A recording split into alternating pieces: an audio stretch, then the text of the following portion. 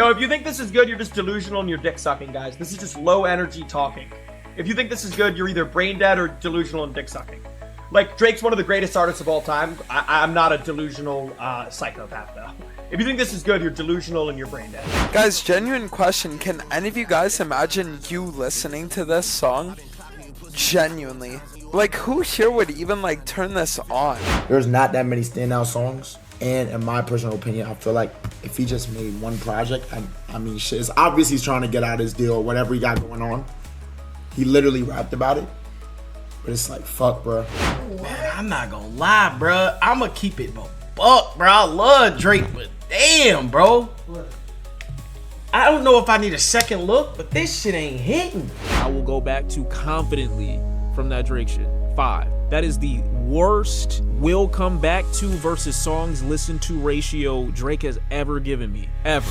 What's up, my people? Streamers are giving us massive unemployed tea since Drake dropped his 3 albums in one night. A lot of them have shown real disappointment after sitting down with the music and not finding what they expected, especially after the rollout he ran. Drake promoted and pushed this release for over a year. The Ice Blocks in Toronto, the Pickaxe streamers, the Blowtorches, the 4-episode YouTube livestream series. By the time midnight on May 15th hit, the man had every streamer on the platform filled with spirits like the end of the world was coming. 3 albums dropped at once, and while most of the streaming world ran straight to the glazing pulpit and started declaring Drake a god again, a handful decided to actually be honest about what they were hearing. The most vocal of all of them was Jynxzi. He sat down to listen the same way millions of fans did, and he crashed out repeatedly throughout the listening party. Out of the more than 40 songs Drake had just released, Jynxzi said he only ended up genuinely liking about 3 of them. Alright, cut.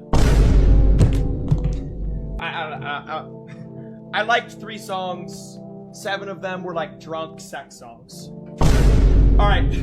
Yo. I'm not gonna take this. So you're telling me we're listening to 30 songs with music videos, with collabs, but it's not the album? Say wallahi, bro. Say you swear to God. Put that on Allah, bro. I don't even know what this is. I feel like I'm watching fucking Euphoria. I feel like I'm watching Euphoria and it's just sex scenes. Where is Drake? Where's Headlines Drake? Now, I'm not entirely sure whether Jynxzi is a real Drake fan or just somebody who tunes in for the cultural moments, but he definitely had a point that night. I have personally never had more skips on a Drake album than I did when those 3 projects landed. Look, guys, can I just be honest, bro? There was some good songs in there, but listen, dude. I'm not like a drunk girl at a club. So I don't know if Drake is like my guy anymore. I don't know. Look, dude, I miss like OG Drake. I might be too strung out on confidence. Like, I don't know what to say, bro. I don't know what to say. Maybe if I was a drunk girl at a club. But I don't know, bro. Like, there was some things on there that I liked. But god damn it! It reached the kind of point in his stream where his chat actually started spamming him to run ads instead of playing the music. 80% of chat wants ads right now? What? We owe KSI an apology. You actually think it's this bad? I don't think it's this bad, but I don't think it's good. Plaqueboy Max landed in basically the same place. He spent a chunk of his stream questioning how a rollout could go that crazy for that long, only for the final work to come out feeling that mid. The ice blocks, the cash bags, the live stream episodes, the gifted subs, the Toronto stunt that pulled out hundreds people and had the police called for crowd control, all of that build up. And then the music landed like another regular Drake project. How hard he went for the rollout, I genuinely thought he was gonna go that hard and curating just the best album, but it feel like he just putting shit out. I don't know a little bit. Yeah, y'all know what I'm saying though? I don't know. It sounds like a cool idea, like 3 albums. Like, I don't know anyone who's ever dropped 3 albums in one night, but it's something that sounds better than it actually is, in my honest opinion. Honestly, I felt his frustration was justified, because a huge portion of the internet ended up landing in the same place. My FYP has been flooded with all kinds of arguments breaking down just how let down a lot of fans were feeling after the music finally got here. Iceman is Drake's most disappointing album of all time. Now the boy Jynxzi just dropped 3 albums on us, and National Treasures is the best song on this album. You followed that up by Bees on the Table with 21 Savage. Yuck! After hearing that, I might have thought that was the best song on the album, but the realness of it is, it didn't need 21 Savage on there. I have to be honest, I am not impressed at all by this album. I mean, it's not bad, but it's also not very good at the same time, and I feel like we've been saying that about Drake's music for a while now. Even so, a completely different group of streamers had a completely different reaction. The Drake-affiliated side of the streaming world hyped this album up to a level that did not even resemble what regular fans were saying. The contrast between those two camps could not have been wider. Some of them had been at the episode 4 livestream the night before. Some of them had been gifted subs. Some of them had been name-dropped on the actual track list, and some of them had been treated like family by the OVO team for the better part of a year. I heard Drake was to fly a group of streamers during the release. Maybe that might have been the reason. I heard they all flying down. Because Iceman. Yeah, they flying.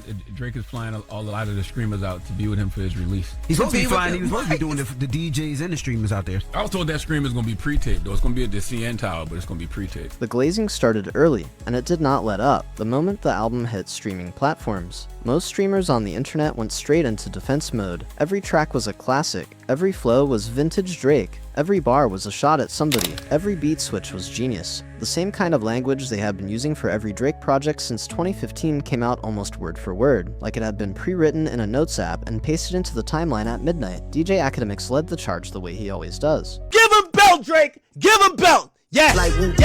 Yes! Yes! Give him belt! Give him belt! Yes! Yes! Give him belt, Drake! Yes! Auden Ross, who is arguably Drake's biggest friend in the entire streaming industry at this point, was never going to be left behind on this one. I'm not gonna obviously speak too much of it, but this album is amazing, front to back. I'm not lying to you guys when I say this, and no skips. I'm genuinely very, very, very proud and happy for him because he worked so hard for this shit, and he wanted to surprise the world and drop 3 albums. And he wanted just to this is a very important album for him. There are obvious bits of glazing. You can hear it the moment he opens his mouth. But honestly, the thing he said about Drake putting in the work is arguably fair. Drake genuinely did put in a serious amount of effort behind the scenes to get to this moment. The man has been in an ongoing feud with his own label for the better part of a year, openly trying to break free from the contractual situation he has been stuck in. Dropping 3 albums on the same night was not just a flex on the audience. It was also a contractual move. Duke Dennis came in right behind him and somehow went even harder. The AMP member gave the album a clean 10 out of 10 on his own stream. So look, I'm finna give my first listen overall rating. Good. First listen, I get a 9. First listen, I get a 9. I know it's gonna go up to a 10 once I learn all the words. Yeah, for sure. Yeah. What you give it though? 11 out of 10. Is that what you really give it? No, I'm dead serious. It's 10 out of 10 though.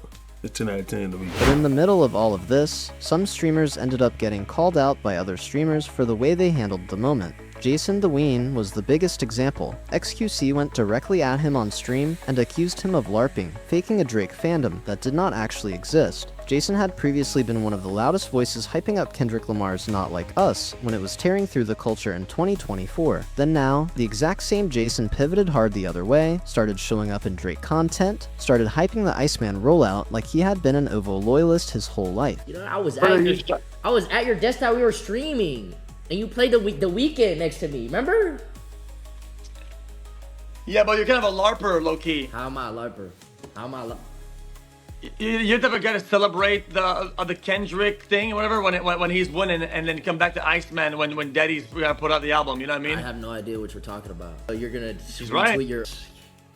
He's right. I mean, he's right. Yeah, go fuck yourself. Hey, if you made it this far, thank you for watching. Make sure you catch up on the next video where we go through the full expose on how streamers called out Jason the Ween for being a LARPer and everything else that surfaced in the days after. I will see you in the next one.